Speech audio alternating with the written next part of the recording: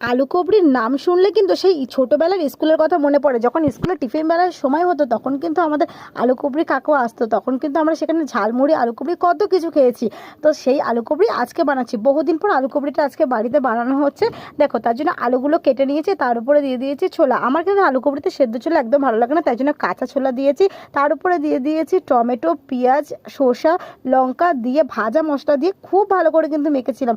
আর আলু কবরিটা যে দারুণ হয়েছিল না, এইটা খেতে গেলে কিন্তু সত্যি স্কুল জীবনের কথা মনে পড়ে যায়। কেউ বলতে পারবে না যে আলু কবরি খেতে গিয়ে তার স্কুল জীবনের কথা মনে পড়ে না। আর তার উপর থেকে দেখো দিয়ে দিয়েছিলাম একটু গন্ধরাজ লেবু, সাথে ধনেপাতা, বিট নুন, সব কিছু দিয়ে যখন মেখেছিলাম আর খেয়েছিলাম, খুব দারুণ খেতে হয়েছে। তোমাদেরও বুঝি দেখে জিভে জল চলে আসছে?